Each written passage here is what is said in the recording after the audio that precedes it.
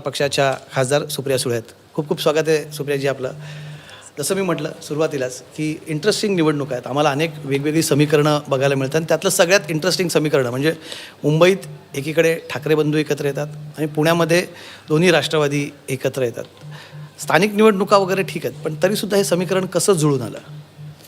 नाही, खरं तर पुण्यामध्ये आणि PCMCमध्ये कार्यकर्ते बरेच आणि आमचे वरिष्ठ नेते ह्यांची बरेच दिवसा चर्चा चालली होती की आता पुढचं इलेक्शन कसं लढायचं, आणि त्यांची इच्छा होती की हे आपण एकत्र लढावं. आणि जेव्हा युती ही महायुती मला वाटतं म्हणतात ते महायुती नी ठरवलं की प्रत्येकाने वेगळं वेगळं लढायचं, तेव्हा ज्यांनी एकत्र अनेक वर्ष काम केले असे बरेच वरिष्ठ नेते आहेत. मग अंकुश काकडेजी असतील किंवा चेतनदादा असतील किंवा सुनील टिंगरे असतील, हे सगळे अनेक ठिकाणी पुण्यात अनेक काही कार्यक्रमात भेटले आणि तिथून ती खरं चर्चा सुरू झाली. मग विशाल तांबे असतील, मनाली असेल, या सगळ्यांनी मिळून हे अनेक ठिकाणी भेटत राहिले. मग ते माझ्याशी बोलले, दादांशी बोलले आणि त्या चर्चेतून हे खरं तर झालं आहे. त्याच्यामुळे ह्याचं सगळ्याचं क्रेडिट ह्या सगळ्या आमच्या सहकार्यांना जातं. पण असं वाटत नाही का की याच्यातनं एक वेगळा संदेश खाली कार्यकर्त्यांमध्ये जातो? म्हणजे मी जेव्हापासून अजित पवार महायुतीसोबत गेले तेव्हापासून एक वेगळ्या प्रकारचं आम्ही एक संघर्ष बघितलात. नेत्यांमध्ये कितपत असेल मला माहीत नाही, कारण नेतेही वेगळे आहेत आणि परिवारही त्याच्यात एक इन्वॉल्ड आहे. पण कार्यकर्त्यांमध्ये आम्ही विशेष करून समाज माध्यमांमध्ये सोशल मीडियावरती आम्ही कार्यकर्ते एकमेकांच्या अक्षरशः अंगावर जातात. तिथे दोन्ही पक्ष, त्यातला तुमचा पक्ष नेहमीच म्हणत आला की आपण संविधानाची बाज राखणारा, संविधानाची बाजू घेणारा वगैरे असा पक्ष आहे. ज्या पक्षाविरुद्ध इतक्या दिवस तुम्ही इतकं रान पेटवलं, त्याच्यासोबतच निवडणूक लढवताना, प्रचाराला समोर जाताना हे मुद्दे आपसुकच विचारले जातील ना? नाही, साहजिक आहे. प्रश्न विचारणं हा मूलभूत अधिकारच आहे तुमचा पण आणि लोकांचा पण, आणि विचारले गेलेच पाहिजे. म्हणून तर ती लोकशाही आहे ना. आणि एकतर आमचे मतभेद हे 2.5 वर्षाचे, त्याच्यामुळे आमचा इतका काही मोठा कॉन्फ्लिक्ट नाही, 2.5 वर्षाचा एकतर. पण मी हे डिफेंड करत नाही आहे, पण आत्ता मला विचाराल तर महाराष्ट्रात हे फक्त ठाकरे बंधू एकत्र येणं किंवा आम्ही एकत्र लढणं हा पुरत सीमित नाही आहे. मी तो कॅनव्हास थोडासा मोठा करते की महाराष्ट्रामधलं आजच्या प्रत्येक गावामधल्या, शहरामधल्या ज्या आघाड्या किंवा युती काही तुम्ही म्हणाल ते, त्याच्यामध्ये इतका म्हणजे मलाच अनेक वेळा समजत नाही की कोण कुणाबरोबर आहे. त्याचा रेफरन्स चेक करावा लागतो की नक्की कोण कुणाच्या विरोधात आहे. म्हणजे भारतीय जनता पक्ष आणि काँग्रेस आणि MIM हेही एकत्र आले, हेही बघायला मिळालं. म्हणजे जे कधी आपल्याला लोकांना एक समज होता की ही युती कधीच होऊ शकत नाही किंवा ही आघाडी कधीच होऊ शकत नाही, तीही या इलेक्शनमध्ये बघायला मिळाली. त्यामुळे मला विचाराल तर एक लार्जर कॅनव्हसवर मी सांगेन की महाराष्ट्रामधलं हे इलेक्शन एक तर प्रचंड लोक बिनविरोध निवडून येणं, हा जो ट्रेंड नगरपालिकेत सुरू झाला, आणि नगरपालिकेत तो ट्रेंड परिवारवाद सीमित होता. म्हणजे तुम्ही जर नगराध्यक्षाची लिस्ट पाहिली तर भारतीय जनता पक्षाने सगळ्यात जास्त हल्ला आमच्यावर केला हा परिवाराचा केला, आणि तो रास्तही होता की त्यांचं ते एक मत होतं की परिवारवाद असता कामा नये, हा त्यांचं मत होतं.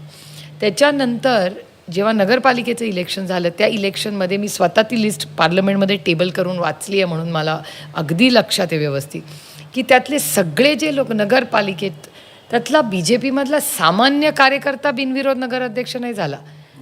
बायको, कॅबिनेट मिनिस्टरची बायको, आई, बहीण, वहिनी असेच सगळे झाले.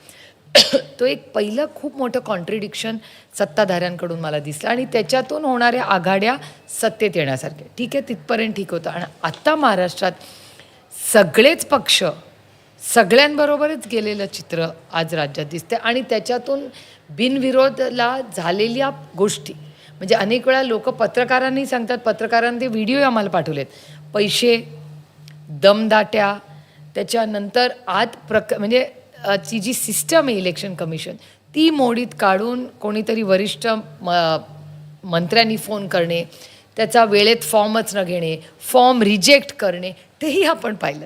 म्हणजे ज्याचा लिगली त्याला जो अधिकार संविधानाने दिलेला आहे. त्यामुळे मला सगळ्यात जास्त प्रश्न आणि अस्वस्थ करणारी गोष्ट आहे की इलेक्शन कमिशन या राज्यात आहे का नाही आहे का, त्याला कुलूप लावलेलं आहे. म्हणजे मला असं वाटतं इलेक्शन कमिशन बंद झालं. एक यंत्रणा आहे जी आता ही परीक्षा जशी बोर्ड एक्झाम असते, त्या बोर्ड एक्झाममध्ये तरी कॉपी करलं ना तर तुम्हाला बाहेर काढलं जातं.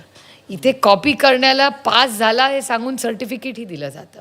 त्यामुळे मला काळजी अशी आहे की कोणी सत्तेत असू दे, आज ते आहेत, उद्या आम्ही असू, पण जी बेसिक सिस्टम, जी यंत्रणा आहे, ज्याच्यासाठी आपण सगळे इतके लढलो, त्याच्यासाठी आपल्याला स्वातंत्र्य मिळालं, ही 75 वर्षाच्या वेळेस जेव्हा आपण वळून पाहतोय, हे खरंच योग्य आहे का? या पद्धतीने महाराष्ट्रात इलेक्शन होतं आहे. पैशाचा वापर तुमच्या चॅनलवर मी पाहिलं, चॅनलमध्ये एका कॅबिनेट मिनिस्टरच्या घरी एवढी मोठी कॅशची बॅग सापडते आणि कोणी त्याला एक प्रश्नही विचारू नये. आणि मी पार्लमेंटमध्येही हा प्रश्न रेस केलेला. मी निर्मलाजींना विनम्रपणे विचारलं, म्हटलं मोदीजींचं स्वप्न होतं की कॅशलेस ट्रान्झॅक्शन या देशात व्हावे. मग त्या कॅशलेसचं आणि करोडो लोक या राज्यातली, देशातली लाईनीत उभं राहून नोटबंदीला समर्थन दिलं या देशाने. मग या नोटबंदीमध्ये एवढ्या पैशाचा वापर आणि लोकसभा, विधानसभा आणि आत्ता पैशाचा प्रचंड वाटप, हा सगळेच बोलत आहेत, पत्रकार बोलत आहेत, पण इलेक्शन कमिशनला व्हिडिओ पाठवले तरी त्याची नोंद घेत कोण नाही. जबाबदार आहे? कोण जबाबदार कोण आहे याला? आम्ही सगळेच त्याला जबाबदार आहोत. मी फक्त आज सत्तेमध्ये आहेत त्यांना नाही, मी पण त्या सिस्टमचा भाग आहे. त्याच्यामुळे मीही नैतिकतेनी, मी असं म्हणू शकत नाही की मी एकटी चांगली आणि बाकी सगळे वाईट. आम्ही सगळे त्याला जबाबदार आहोत. पण हा बदल घडवण्यासाठी काहीतरी हे केलं पाहिजे. आणि मी प्रांजळपणे कबूल करते, मी स्वतः या इलेक्शनमध्ये अस्वस्थ आहे. कारण का असं मी इलेक्शन महाराष्ट्रात कधीही पाहिलेलं नाही, ज्याच्यात क्राईम आहे, ज्याच्यात पैसे वाटप आणि म्हणजे सगळीकडे ते दिसतं आहे आपल्याला. आणि सत्ताधाऱ्यांनी यंत्रणेचा गैरवापर जो चॅनल्सवर रोज दिसतो, हा प्रचंड अस्वस्थ करणार आहे. कारण का मग लोकशाही कशी राहणार? तुम्ही हे सगळे मुद्दे उपस्थित करताय. आता तुम्ही आता बोललात, मला त्या मुद्द्याकडे नंतर यायचं होतं. तुम्ही आता उपस्थित केला मुद्दा क्राईमचा. या इलेक्शनमध्ये क्राईम आहे. तुम्ही पुण्यात ज्यांच्यासोबत लढताय ना, ज्या अजित पवारांच्या राष्ट्रवादीसोबत तुम्ही लढतायत, त्यांच्याकडनं तर पुण्यात थेट गुंडांच्या परिवारातच उमेदवारी दिलेल्या आहेत. म्हणजे पुण्यातले गुंड, तुम्ही नाव ऐकलं असेल पुण्यामध्ये, गजा मारणे, त्यांच्या पत्नी तुमच्या मित्रपक्षाकडून लढत आहेत. एक अंधेकर म्हणून टोळी आहे पुण्यातली, ज्या पुण्यामध्ये मधल्या काळामध्ये टोळ्यांचा नेहमीच विषय निघायचा. त्या टोळीच्या अंधेकरांच्या घरात तिकीट दिले. त्यांच्या अन्यायाला बळी पडलेल्या एका महिलेने त्यांच्या व्हिडिओ केला होता की यांना तिकीट देऊ नये, विनंती करतो मी. त्यांना तुम्ही तिकीट देतात आणि तुम्ही नंतर त्यांच्यासोबत युती करतात आणि नंतर तुम्हीच अस्वस्थ होता. असं कसं चालेल? नाही, एकतर त्यांच्या कोट्यातून कोणाला तिकीट द्यायचं हे आम्हाला आधी माहिती नव्हतं. हे मी तुम्हाला अति सांगते. कारण का आमची जेव्हा ठरलं एकत्र लढायचं, तेव्हा त्यांचा कोटा त्यांचा, आमचा कोटा आमचा.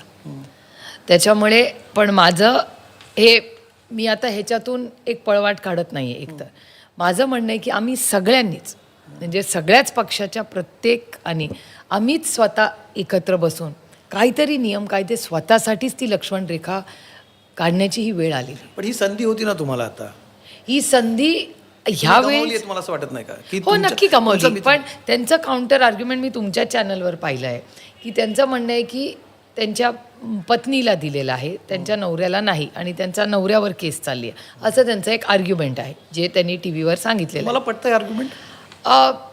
सांगणं मला अवघड आहे. कारण का एक गोष्ट खरी आहे की नवरा बायकोमध्ये एखादा नवरानी जर चूक केली तर त्याचं सगळं खापर, सफरिंग त्या बाईला करायला लागतं. पण दरवेळेस तिची चूक असते का? तर नाही. हे मी करते, म्हणजे महिला सहन करतात ह्या गोष्टी. म्हणजे त्यांना ते योग्य वाटतं का? तर हे प्रत्येक वेळीच हो आहे. ती तिचं कर्तव्य म्हणून नवऱ्याच्या बरोबर उभी राहते. म्हणून तिला नवऱ्याची प्रत्येक कृती, किंवा तिच्या घरात ती मुलं असतात म्हणून ती महिला मोठा त्याग करते. म्हणून ती त्याचा भाग, अविभाज्य भाग आहे का? तिला ते मान्य आहे का? तिने ते मागितलंय का? हा प्रश्न त्या महिलेला कोणीच आधी विचारत. पण सुप्रियाजी, हा विषय त्या गुंडाच्या दहशतीबद्दलचा आहे. त्याच्या परिवारात तिकीट दिलं. तुम्हालाही ही गोष्ट, तुम्ही आर्ग्युमेंट देतात ते, तुम्ही सांगतात की त्यांच्या पत्नी आहेत, त्यांनाही लढण्याचा अधिकार आहे वगैरे वगैरे. पण तिथे तुम्हाला खरंच वाटतं का की त्यांच्या स्वतःच्या कर्तृत्वावरती त्या तिथे निवडणूक लढतील किंवा तिथे त्यांच्या पतीचा हस्तक्षेप नसेल? आम्हाला आज बातमी कळते की गजा मारण्या गुंड पुण्यातनं फोन करतोय लोकांना त्यांच्या पत्नीला निवडून द्यावं वगैरे म्हणून. त्याचा रोल असणारच आहे ना? नाही, मग ही गोष्ट त्यांना अवॉइड करता येईल? नाही, मग ही गोष्ट आपण त्याची कंप्लेंट करून, अर्थातच ह्या केसमध्ये किंवा अशी कुठलीही केस कुठे होत असेल तर ह्याच्यात होम मिनिस्ट्रीनी तातडीने इंटरव्हेन्शन केलं. पण ते करत बघा, गव्हर्नमेंटकडे आपण जाऊया नंतर, पण सगळ्यात पहिले आपलं कर्तव्य आहे ना, आपण स्वतः बघायला हवं की आपण ज्यांच्यासोबत युतीमध्ये बसलो आहोत त्यांच्याकडनं सर्रासपणे, बरं छोटा मोठा गुंड नाही, नामचीन गुंड आहे पुण्यातला, त्याला तिकीट दिलं जात आहे. तुम्ही किमान मित्रपक्ष म्हणून तुमचं ठीक आहे, त्यांनी कोणाला तिकीट द्यावं तुमच्या हातात नाहीत, पण तुम्ही त्यांना सांगू तर शकता. तुमच्या रेप्युटेशनचा प्रश्न आहे, तुमचा पक्ष तर रेप्युटेड आहे, तुम्ही तर लोकशाहीला म्हणणारे आहात फार, तुम्ही गेले 2.5 वर्ष लोकशाहीबद्दल फार तुमची भाषणं आम्ही ऐकतो, लोकसभेमध्ये तुम्ही बोलताय. नाही, मी नुसतं भाषणापुरतं नाही, तुम्ही बोलता, माझं तुम्ही भूमिका वैयक्तिक मत आहेच ते, त्याच्यात पण काही मग वादच तुम्ही नाही. तुम्ही निषेध कराल का या गोष्टीचा? माझं वाटतं कुठल्याच पक्षाने, कुठल्याच म्हणजे आमच्याही नाही, मित्रपक्षांनी नाही, कोणीच नाही, प्रत्येकाने अशा बाबतीत संवेदनशील हे असलंच पाहिजे. आणि लोकशाही टिकवण्यासाठी आपण सगळ्यांनीच एक स्वतः आपण आपली एक लक्ष्मण रेखा ही प्रत्येकाने ही काढली ठेवलीच पाहिजे. आणि ही नवीन जी प्रक्रियेमध्ये हे लोक येत आहेत ह्याच्यासाठी इलेक्शन रिफॉर्म्सबद्दल मी अनेक वेळा पार्लमेंटमध्ये SIRवरची पण जी चर्चा झाली त्यावेळेस आमचं सगळ्यांचं मत होतं की इलेक्टरल रिफॉर्म्सबद्दल आम्ही सगळ्यांनीच, म्हणजे एक राजनीती चलती रहेगी, पण एक सिस्टम म्हणून आम्ही सगळ्यांनीच, सगळ्याच पक्षांनी मिळून ह्याच्यात आम्ही सगळ्यांनी आमची मतं मांडली पाहिजेत आणि त्याच्यात इलेक्टोरल रिफॉर्म्स केले पाहिजेत. इलेक्ट्रल रिफॉर्म्स ही लॉंग टर्म प्रक्रिया चालणार. लॉंग टर्म नाही, एवढी काय अवघड नाही ती प्रक्रिया. पण लॉंग तरी टर्म त्याच्या आधी सगळ्यात पहिले ना, आपण स्वतःपासून सुरुवात करताना तुम्ही जर सांगायचं की तुम्ही आम्ही युती करतोय, युतीच्या पण काहीतरी टर्म्स अँड कंडिशन्स असतात ना, युती अगदीच बिनशर्त वगैरे होत नसते की तुम्ही ही तर बिनशर्तच होती, कारण का त्यांनी कोणाला तिकीट द्यायचं ह्याच्यावर आम्ही कसं अधिकाराने सांगणार ना, आम्ही पार्टनर आहोत त्यांचे. तुम्ही त्याच्यावरती ती उत्तर टाळतात, पण तरी सुद्धा तुम्हाला वाटतंय चुकीचं आहे गुंडांना तिकीट देणं अजित पवार नाही, कुठल्याच पक्षाने गुंडांना तिकीट देऊ नये, कुठल्याच पक्षाने. आम्ही नाही, कोणीच नाही देता काम.